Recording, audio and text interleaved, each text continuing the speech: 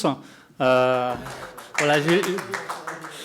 merci, d'autant plus que c'est la première fois. Donc, voilà, donc je vais vous parler d'une solution qui va vous permettre de construire votre propre plateforme télécom à partir d'un projet open source qui s'appelle Oiseau Platform. Donc je suis Mathias Wolf et je suis architecte télécom chez Oiseau. Alors pourquoi Oiseau Platform? En fait, il existe plein de projets libres qui touchent le monde de la monde des télécoms en fait, qui sont très spécialisés. On va citer quelques connus comme Asterix par exemple, Kamailio ou FreeSwitch. Donc on a beaucoup de briques de très bonne qualité, mais il manque quelque chose en fait. Et qu'est-ce qui manque en fait? C'est d'avoir une solution qui est cohérente en fait pour déployer une plateforme comprenant toutes les fonctionnalités nécessaires pour les communications unifiées. Le monde du télécom est un monde extrêmement complexe.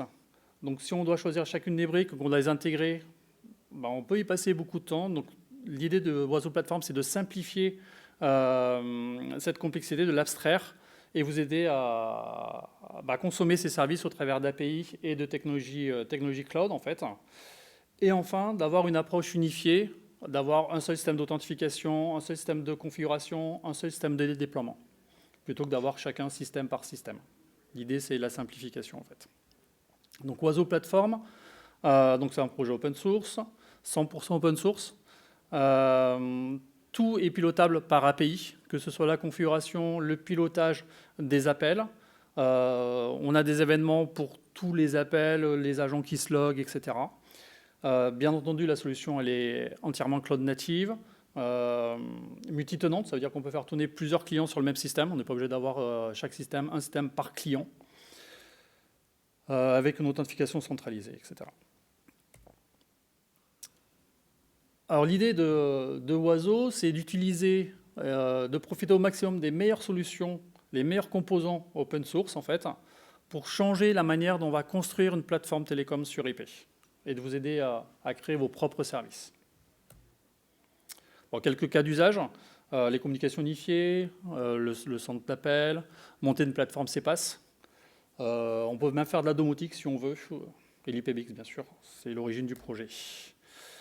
Bon, on va le passer. Les choix technologiques, c'est important. D'abord, on a choisi de s'appuyer sur le back-to-back user agent qui est Asterisk. Pour la partie signalisation de la classe 4, on s'appuie sur le projet Kamailio. Pour la partie média sur RTP Engine. Notre OS de préférence est Debian. Après qu'on est sur du Docker, c'est un petit peu différent. Tous nos API sont développés avec Python. La base de données, c'est du PostgreSQL. Et pour la partie de déploiement, on utilise Ansible. Bon, je n'ai pas cité Consular RabbitMQ, mais vous les connaissez. Bon, c'est un petit exemple d'architecture. On peut éclater les briques, en fait, suivant la manière dont on veut traiter les flux. Je ne traîne pas trop, parce que je voulais vous faire une petite démo. Le temps passe vite. On a plusieurs manières de déployer la plateforme, en fait. Soit c'est du all-in-one, soit c'est en mode distribué, comme on a vu un tout petit peu sur la slide précédente. On peut le déployer en machine virtuelle, sur un conteneur, enfin des conteneurs, soit des machines physiques. Aussi le déployer dans les clouds publics, Amazon, Google par exemple, ou sur un site distant. Vous pouvez le tester, vous avez le site oiseauplatform.org où vous avez toute la doc d'installation et vous avez aussi toute la documentation pour le paramétrage. On a aussi une doc orientée développeur sur le site developers.oiseau.io où vous avez le détail des microservices, les fonctionnements, vous avez la doc Swagger et vous avez aussi une console pour tester les API. Hop. Et pour aider les développeurs, on met à disposition des librairies et des SDK. Là, on voit la démonstration mobile. Si vous intéresse, il y a un article sur Discourse, en fait, sur Discourse qui permet de l'installer, c'est super simple. On a des SDK, voilà, je l'ai noté. Ouais, bon, hop, je vais passer à la démo. Au-dessus de Oiseau Platform, en fait, on a créé un produit qui s'appelle Oiseau Unified Communication, qui est compris de plusieurs briques. On a une brique de configuration qui s'appelle Portal et des applications clientes, qui soient bureau, web et mobile. Et bien entendu, si vous voulez participer, c'est ouvert. Vous avez le site communautaire qui est oiseauplatform.org. Vous avez sur GitHub, on a l'ensemble de nos repos. Vous avez vu qu'on a plus de 200 repos. Et on a 2 canaux de communication qui sont Mattermost et notre forum qui est sur Discourse. allez, la petite démo. Donc pour la démo, je vais utiliser Node-RED, qui est un outil de prototypage assez rapide en fait, qui permet de créer de manière visuelle des schémas d'appel. Donc voilà, c'est celui qu'on a créé. En fait, on a publié des nœuds. Hein, vous voyez ici, c'est des nœuds oiseaux, vous pouvez les retrouver assez simplement. Et le scénario que je vais vous présenter, donc je charge un fichier, voilà, qui contient un certain nombre de contacts et numéros de téléphone. Il y en a 2 pour la démo. Et le système, il va appeler ces numéros-là, il va jouer un petit message et on va demander à l'utilisateur d'acquitter l'appel en fait. Et on va pouvoir suivre en live les appels. Donc ça démontre comme ça les relations avec nos API et la gestion des événements. Donc voilà, donc c'est parti. Donc on voit qu'il y a un premier appel qui a été initié, qui est sur mon numéro mobile. Donc là, je reçois mon appel. Il y a un deuxième appel qui est généré, qui est sur le téléphone fixe chez moi. Donc j'acquitte, voilà, le premier appel. Donc on voit qu'au niveau de l'événement, que l'appel a été bien acquitté. Le deuxième, comme je ne suis pas dispo, il a été manqué. Et on voit le petit statut qui a changé, et on a eu la partie haute qui a aussi évolué. Je vais faire une deuxième démo, c'est le wallboard en fait, un petit wallboard qui a été codé aussi avec Node-RED. On a la partie gauche, la gestion des agents en fait. Quand un agent va se loguer, hop, je vais le faire comme ça, qu'on voit bien la partie dynamique. Donc là, je suis connecté sur notre outil de communication unifié, WDA. Donc là, je suis Louis Pasteur et je viens de me connecter. Si je me mets en pause, donc voilà, donc on voit la gestion événementielle en fait. Et on a les files d'attente qui vont être dynamiques. Donc ce que je vais faire, c'est que je vais rappeler ma file d'attente. C'est 517, si ma mémoire est bonne. Voilà, donc on voit qu'il y a un nouvel appel qui est arrivé. Hein, on a un appel en attente qui a 1. Et puis au niveau de la file d'attente, j'ai aussi un appel. Alors c'est passé en rouge parce que j'avais mis limite 1 pour montrer le changement d'état en fait. Mais bon, voilà. Donc là, je raccroche. J'ai une stat qui est pas très bonne parce que j'ai que des appels perdus. Mais ça, c'est bien normal. Et donc voilà, et pour vous montrer le petit détail, en fait, on a nos nœuds. Là, c'est un nœud qui permet de récupérer un événement, comme quoi il y a un appel qui a été initialisé. À partir de là, on fait un appel à API pour jouer un playback, par exemple. Là, c'est j'ai appuyé sur la touche 1 sur le premier scénario, etc. Voilà. Je suis presque dans les temps, donc si vous avez des questions. Large. Bon, je vais aller très vite. Je peux aller un peu plus loin dans les démos si vous... D'accord, je vais aller un peu trop vite, tant mieux, tant pis.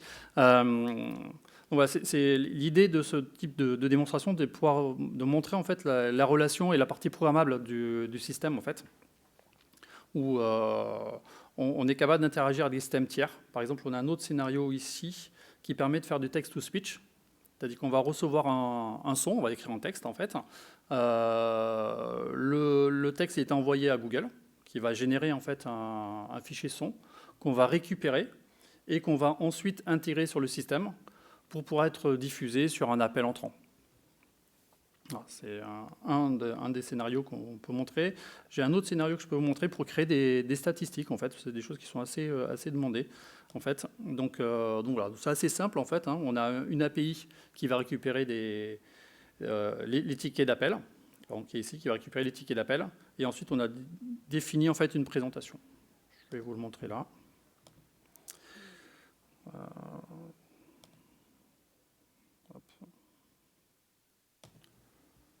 Hop, hop, hop. Donc je vais choisir mes dates pour que ça ressemble à quelque chose quand même.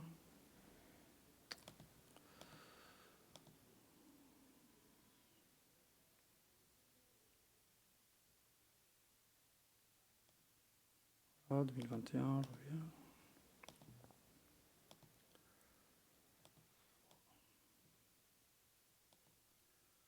Et bon, voilà, il n'a pas mis correctement le choix de la date.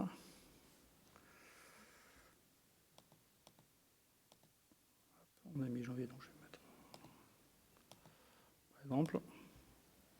Voilà. Et donc là, il a récupéré pour chacun des mois en fait les logs d'appel et il a calculé en fait le volume d'appels pour chaque jour. Donc il y a peu d'appels hein, sur ce système-là en fait.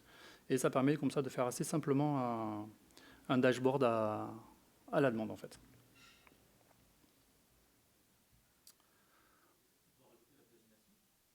En fait, on peut faire ce qu'on veut, hein. Là, en fait, on utilise Node-RED parce que ça permet de montrer de manière visuelle le cheminement, la création, etc. Donc là, on utilise l'UI de Node-RED, qui a quand même quelques contraintes. Après, tout ce que je vous montre là, en fait, avec notre SDK, vous pouvez le faire avec le langage que vous pouvez. Vous pouvez le faire avec du Python, avec du Go. Pour cette partie-là, typiquement, on peut aussi le faire en JS pur, en fait. Donc, on peut afficher comme ça les données comme on le souhaite. On peut aussi très facilement les intégrer dans un système métier. Où vous avez un outil de CRM, on peut intégrer ces données-là en fait, et les présenter comme telles en fait. Par exemple, la partie dashboard que j'ai présentée auparavant, on peut très bien l'intégrer dans des systèmes de CRM en fait.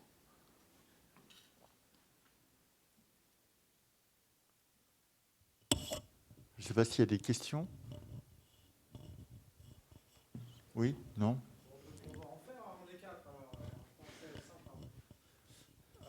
Non, une question bête. Bravo d'abord, c'est une bonne présentation rapide, Un peu efficace. rapide. Merci. Le projet a l'air super sympa et hyper intéressant. Une question bête, 200 projets, ça a été un gros. Vous avez été financé? Vous avez financé ça vous-même? Alors, en effet, on a eu des financements en fait, et on a fait une levée de fonds il y a combien de temps maintenant? Il n'y a pas très très longtemps en fait. Il y a un petit mois en fait où on a eu des fonds qui nous permettent justement de pouvoir continuer le développement en fait. Après, on finance aussi par l'activité entreprise.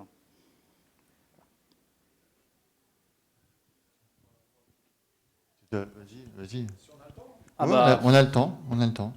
Il n'y a personne après en fait. Du coup, vous le présentez comme une plateforme open source telco. Oui. Vous pensez vraiment qu'avec ça, on peut faire un telco enfin voilà, je veux dire, c'est quoi la taille maximale d'une société qui opérerait à partir de votre logiciel, d'après vous? En fait, la manière de scaler, c'est vrai que j'ai passé cette partie-là assez rapide en fait. En fait, toutes les briques qui vont consommer, on est capable de les dupliquer pour la montée en charge. Donc la partie média, par exemple, qui est assez consommatrice, on peut les dupliquer.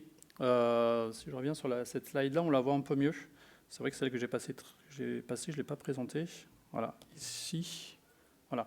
On voit par exemple sur la partie RTP Engine et la partie Back-to-Back User Agent, là on va traiter en grosse partie de médias, donc qui est très intense au niveau CPU, on peut les dupliquer. C'est pareil, la partie base de données, le fait de l'extraire, on est capable de pouvoir monter en charge. Il y a d'autres microservices qui sont consommateurs, comme celui de l'authentification, par exemple. Comme il y a le microservice qui s'authentifie les utilisateurs, c'est pareil, on est capable de les dupliquer et donc de pouvoir monter en charge très rapidement, en fait. Mais sur 3 machines, on peut faire passer 10 000 users déjà. Donc c'est vrai qu'on peut monter très très vite, en fait. En fait, elle a été construite comme ça. C'est pour ça que les API sont aussi intéressantes, parce que ça permet de monter les microservices en stateless. Donc c'est aussi ce qui permet de scaler. On a eu plein de présentations super sympas dans la journée sur Kubernetes. Typiquement, on avait fait une démonstration, ça remonte à quelques temps en fait, avec Kubernetes, comment on peut scaler à la demande en fait. On détecte un certain nombre d'appels simultanés et après, sur le nombre d'appels simultanés, on va démarrer un RTP Engine en plus qui permet de traiter de manière dynamique des appels en plus en fait. C'est le fondement de la solution en fait. Moi j'ai une question. Oui, pardon. Est-ce que ça a déjà été mis en production, par exemple, pour équiper des centres d'appel? Enfin, on connaît les grands centres d'appel, plateaux téléphoniques. Moi, ça m'a fait penser un peu à ça. Les applicatifs, en fait, qu'ils ont. Est-ce que c'est déjà des choses qui ont été utilisées avec vos... En fait, c'est une solution qui n'est pas toute jeune, qui a quelques années déjà, et donc qui est déployée dans de très grosses entreprises, et notamment pour certains centres d'appel. Après, je ne peux pas donner de noms comme ça, Ouais, mais oui. Ça a déjà été intégré... la différence, je trouve que la plus-value que vous avez, c'est effectivement des composants techniques, des API qui peuvent être intégrés dans des produits peut-être plus métiers, en fait. Tout à fait. C'est bien ça le cas d'usage. Ouais, en fait, l'idée, c'est que le cas d'usage, en fait, on n'est pas limité dans le cas d'usage, en fait. Comme vous avez le contrôle à la fois de la configuration, à la fois du traitement de l'appel. Par exemple, la configuration, vous pouvez l'intégrer dans votre système de configuration d'entreprise, en fait, qui va créer les utilisateurs au travers de nos API. Et quand vous avez des appels, on peut interagir avec n'importe quel système, avec un agenda Google, avec un outil de CRM pour enrichir l'appelant. Voilà, on peut, par rapport à un statut, par exemple, typiquement, on reçoit un appel. Si je vais tester, est-ce qu'on a de la lumière? Si on n'a pas de lumière, on est capable de balancer l'appel ailleurs, si on veut. Voilà, donc, en fait, on a vraiment la liberté, on donne la liberté à l'utilisateur de pouvoir gérer ce qu'il veut, en fait. Ok, très bien. Bah, alors ça, si je dis oui, je suis un menteur, parce qu'en fait, il y a certains CRM qui sont quand même assez complexes. Après, on a à la fois nous, avec des CRM en type web. Donc, dans ce cas-là, bah, on peut interagir assez facilement avec cela. D'autres, c'est un petit peu plus complexe. Et là, on a aussi des partenaires qui ont travaillé pour l'intégration avec ces CRM, que je pense à Salesforce, par exemple, en fait. Donc ça, oui. Donc, on a des partenaires. Comme c'est une solution qui est ouverte, en fait, bah, il y a beaucoup de partenaires qui peuvent participer, intégrer dans des systèmes différents, etc., en fait. C'est vrai que ça apporte beaucoup de richesse, en fait. Merci, moi j'ai plus de questions. Bravo, merci, bravo pour la démo, merci pour la présentation.